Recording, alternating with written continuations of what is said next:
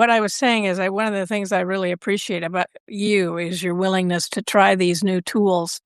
I think, anytime somebody tries something new, there's oftentimes a little hiccup, but what the heck?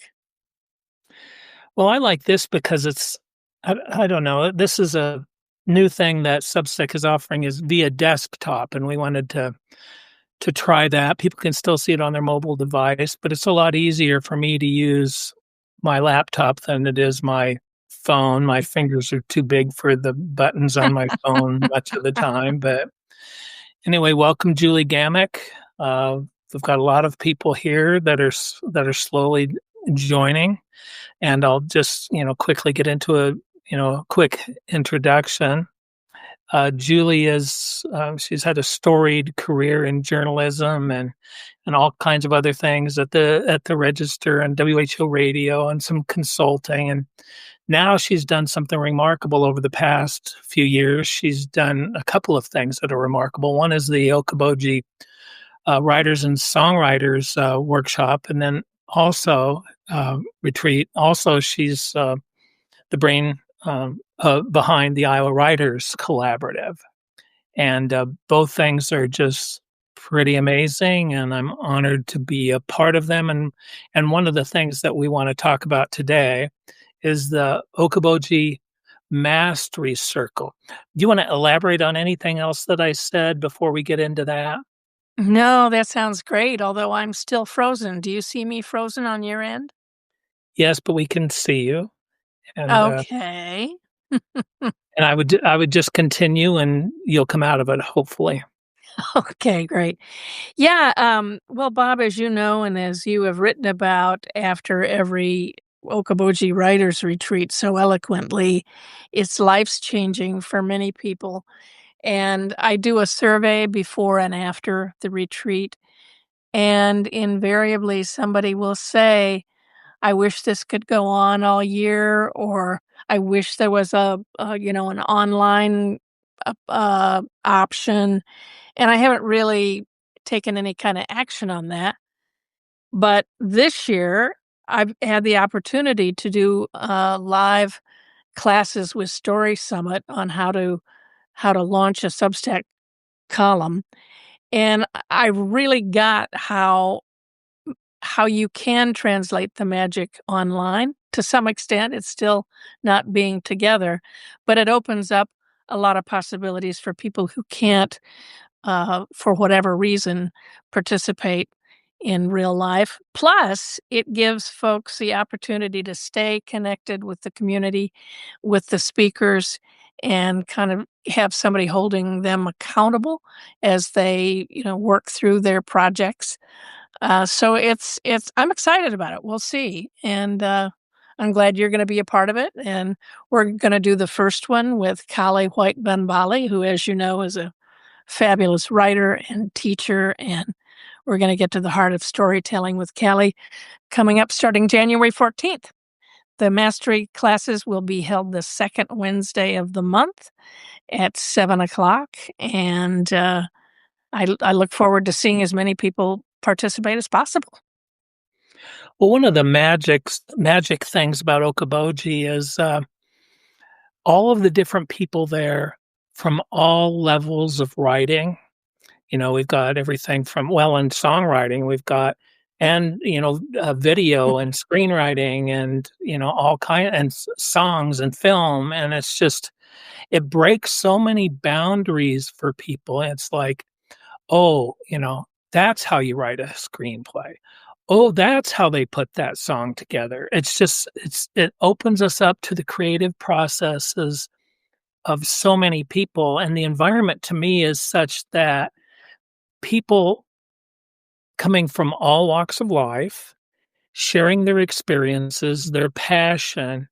And there's a lot of experts there, but none of us are experts at a lot of the things. And so if I want to go to a songwriting class or a speech writing class or anything, yeah, I can learn from the expertise of the different people. And what you've done this year with the Mastery Circle is you've selected a few people that you think that have, something to offer that people will be interested in, and just try to bring that experience of Okoboji just into our living rooms, and what's also or into our offices. But what's also magic is whenever I go anywhere and I see people from that I've met at Okoboji, it could be at a meeting, it could be a street corner, it could be whatever.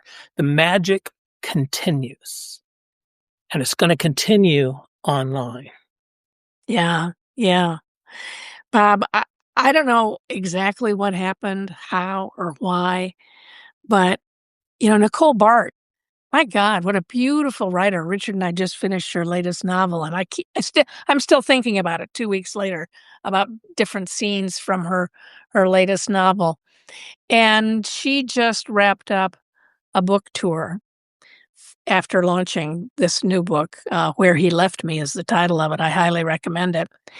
And she said, "I don't know why, but for some reason or other this year, the people who showed up at the book signings, it just felt like such a community." And that's because so many of the people showing up were from the Okoboji Writers Retreat for her. And I look around at not just the people who are successful published authors, but people who come just for fun. They don't have a project in mind, but maybe they wanna write better emails or holiday letters or whatever. It does not matter why somebody comes, because there is a reason why you're there, and a lot of people don't know what it is when they arrive, and get clarity as the day goes by. So it's it's magical. I don't understand it, but it's true. Part of the reason it's magical is everybody sets their egos aside. Yes. Yes. And Bob, that's intentional. I hold calls with the speakers ahead of time and just make it real clear that we are there in service to the participants, and that they're we're there to empower, not criticize, not demean, but we are there to support them wherever they are in the journey. And then I have people who have on the call who have are speakers who have actually been a part of that process and can speak from the heart about why that's important, and some of the contacts they've made and people they've helped because of having that come from. We've all been in school situations, academic situations where people are graded and criticized, and for many people, that's where they stopped writing. You know, Somebody gave them an F on a paper, or a red check mark here or there, and it was demoralizing. Our job is to empower and inspire, and I think it works. Yeah, it works. It's like, I don't know, I think that your point of no criticism and no grades, it means that I remember I had a teacher once, freshman year in college, I wanted to write more than she was giving assignments, and so I said, "Can I," and I didn't know what else to do, so I asked for more assignments, and so the more assignments I did, the more critical she was of me, and so I ended up going from an A in the class to the B. The more I wrote, the more I want challenges, the more she criticized me, and at the end of it, I just thought, "I hear I went to all this extra work, and she gave me the extra judgment." Maybe wasn't seeing it for what it was. Maybe she made me a better writer, but it was like the constant flailing at the grade rather than Right. what I was trying to write, trying to please her rather than trying to follow my muse. And Yeah. so this really sort of sets it up for everybody to follow their muse, go the direction that they want to go, be who they want to be as a writer, not somebody else. And I think that's just liberating for a lot of people. It really is. And I heard an expert in Substack say one time that her job is to help people find their audience. And I thought that was such a good way to put it, because I don't want folks coming to the writers retreat thinking they're guaranteed to get a, book contract and a best-selling novel out of it. That's not realistic. Some may, but what's important is to find your audience, even if that's your family or or 1 or 2 people. Every time I move, which is rather frequently, I I unearth a little pamphlet book. Well, it's a hardcover book, but it's small, about an uncle I never met because he died before I was born. And every time I sit down and I read that booklet, and I always learn something new, and I never would have known 99% of what's in that book about this man who was pretty great, had it not been that his friends took the time to sit down and write about this man's life. And, if we don't do that for our grandchildren, grandchildren, friends, who's gonna know? It's just gonna all be gone. And, I just think that's a shame. Well, and I've told this story regularly, but I was giving a talk at a retirement home in Pella. I was talking about writing and the importance of sharing your stories with your kids and grandkids. And I said, everything doesn't have to be perfect. If I handed you a letter from your grandma or grandpa right now, would you be upset if the grammar were wrong? And they said, no, I wouldn't be upset. And so hopefully some people went to write, but afterwards, two women came up to me and one was a former teacher at Pella High and one was a former professor of English at uh, Central College. And I asked them, so have you written your letters, your memoir, whatever? They were afraid to because everything wasn't going to be good enough for their teachers decades ago. And so we break down those boundaries. We give some hints, some tips. And so it's a, very intimate at Okoboji, but hopefully we can bring some of this, to our Zoom calls or Yes. Absolutely, absolutely, and I think, at least that's what I've experienced doing the Story Summit Zoom classes. There is a community. It's a different kind of community, but there is a community element to the classes, and they'll still be small enough that there'll be a lot of interaction with the speakers. I don't know if we'll break into small groups. Maybe we'll see. Of course, that's all up to the individual instructor. But my God, to sit for 90 minutes on a Zoom call with Peter Hedges or Nicole Bart or Bob Leonard or any of the people, Rochelle Chase, any of the people we have lined up. And I'm sorry, I'm going to skip some of the names, but each and every one of them are top scorers on the participant survey list from Okoboji. Not that anyone is a poor scorer, because most of them get nines or tens.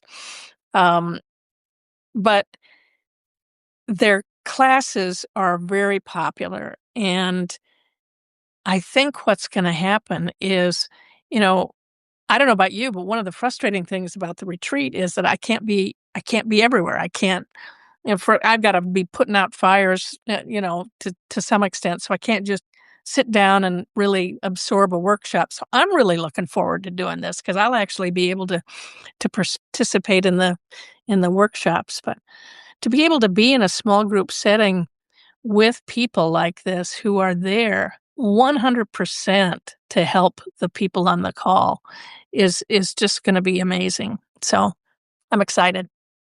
yeah, I'm excited too. I also learn a lot from the people at Okoboji, from the fellow instructors, but I also learn from people that are there just, you know, to participate, to learn, to sign up because of their different life experiences that they're willing to share. And I think that I hope that some of that comes across where people get to share some of their backgrounds. I mean, a couple of years ago, I had breakfast every day with a guy that was a lucha libre wrestler in Muscatine. I mean, Really? yeah, and so it was really interesting hearing his stories and what he was writing, what he was interested in writing about. And so hopefully there'll be some of that too, where we can learn from other people there, all of us together, and build a bit of a team that we can then contact later, with questions or, and for me, some of it is like if it's breaking barriers for people too. It's opening doors for people. I've already been through this door. Here's how you get through it. And I suspect some of that's going to happen. Bob, can I ask you a question? Sure. Um, You've been, what, 3, 4 times now. What are some of the takeaways that you've brought into your extraordinary work? Can you think of anything in particular that you might have picked up that you do a little different as a result of what you learned in Okoboji? Does anything pop to mind? I'm kind of putting you on the spot here. I know it's sort of a fire hose when you're actually there, but has it changed you?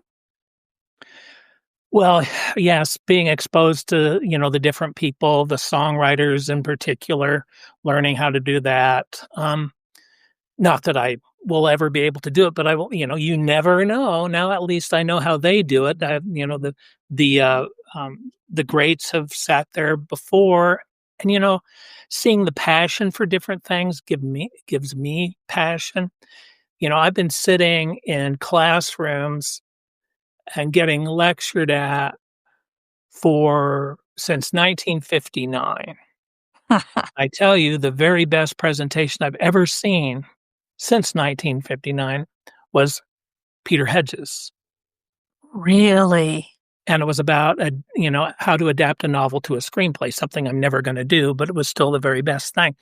And so I guess what it's done is it's reinforced my sense of doing what I do best, put forward the best part of me I can, and also reinforce the sense of place and being there in, what I do. I mean, I've always do that. I write from experience and being in places, but just being in that place with all those people is inspirational, and as you said, I write something every year after it about Uh-huh. people that have influenced, me, so, no, yeah, it's hard to say what exactly influences you, but everything does, and just the kindness, the empathy.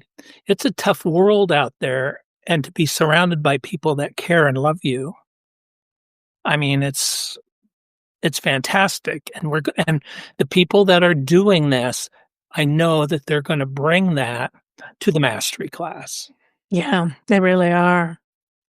I had an idea a couple years ago, I didn't take action on it, but your series that you and Jason did interviewing people who are unhoused at the moment, reminded me of it, and I'm gonna just throw this out there, I don't know if it would work, but I called it the $50 project, and my idea was to take a journal book and a pen and, maybe a gift card to a McDonald's and find somebody who may be, at a sign trying to raise money at a intersection and just say, hand them the journal book or ask them first if they would like to write their story in however many words, and I would come back and pick it up the same corner a week from the day at the same time, and in exchange for their getting the journal book back, I'd give them $50 and, permission to use their story. And I just think it'd be a great idea. I don't know, what do you think of that? I think it's a great idea. Over the years, I've learned that most people are want to tell their stories. It's like, we say, "How are you doing?" Mhm. Do we really mean it? We often don't mean that. And so to ask somebody about their story, I've found working in radio is a lot of people want to. And it was reinforced when Jason Wall-Smith and I went and interviewed the people at the food pantry and ended up going to a a camp in the woods. And then people really want to tell their stories. And so I think that's a great idea. And yeah, I'll do it with you. Okay. I stopped to talk with people that are asking for money regularly just to hear their stories, and they're fantastic. And you know what? They're so similar to our own stories. We can share so much of their experience just by being kind and, um, just seeking to learn. Without resources, um, a flat tire, a broken refrigerator, any one of those things, let alone accumulation of many of those things happening at once, could put so many people out in the street or or or whatever, or worse, that I don't think we realize how close so many in this country are to that kind of predicament. And thanks to you and Jason for telling those stories. I keep thinking about the one guy who, what was his story? It was just the whole trailer park thing, mobile home park thing, where the wealthy developers are buying them up because they see an opportunity in folks who have no place to go. They bought their mobile home and they have a lot, and the developers are coming in and buying these places and jacking up the rates from everything for your sewer pad to your uh, garbage pickup, la la la la la.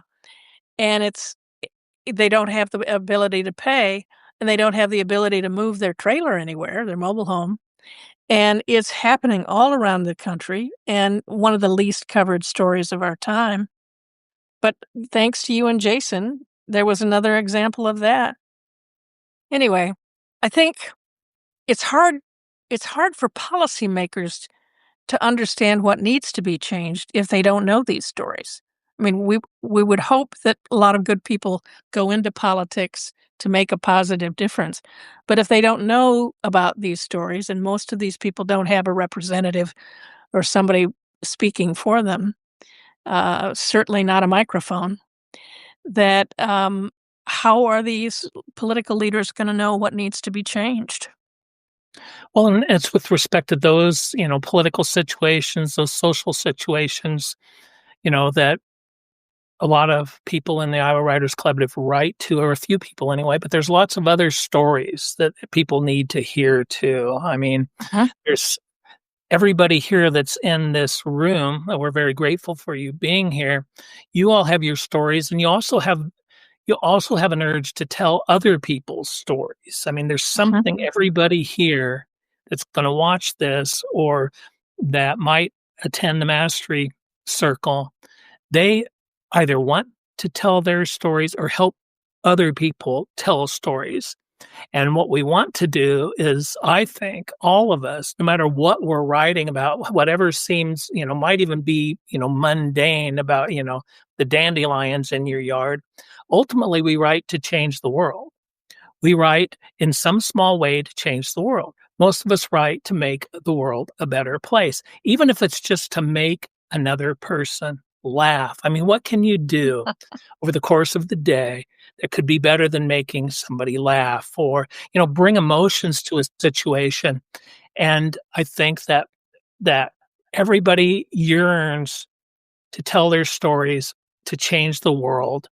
And with Okoboji and with the Mastery Circle, those of us with some experience will, be there to, and not only, not just to, we're not there to tell you how to do it.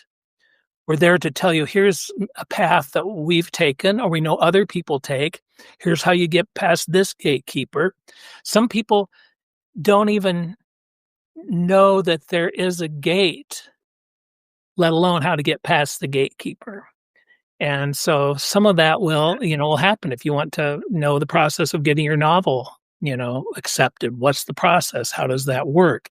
Or, a column in your local newspaper or, any kind of thing, the expertise will be there to help you, should the Mastery Circle be successful and continue and hopefully, keep Okoboji alive until, the spirit of Okoboji, the Okoboji Writers and Songwriters Retreat alive through the dark winter. Yes, exactly. You were so sweet to do this, Bob. I really appreciate your willingness and interest in leveraging your audience and your folks to show them and tell them about this opportunity. You've got a great audience, and just because of you, because of what you're doing, what you're writing, and I so appreciate you for many, many reasons. Thank you. And likewise. So where do people learn more about the Writers Circle? Well, they can, that's a good question because I don't have it on the website per se, but they could go to jegammack.substack.com. And I just want to make sure that's the correct address, because I created a new Substack column just to keep folks apprised of the goings on of the retreat. And ooh, no, it's J Gammack, not J.E. Gammack. Sorry about that. I wasn't prepared for this. Bad me. Jgammack.substack.com, which is separate from my potluck column or the Iowa Writers Collaborative column, but it's the Okoboji Writers and Songwriters Retreat news.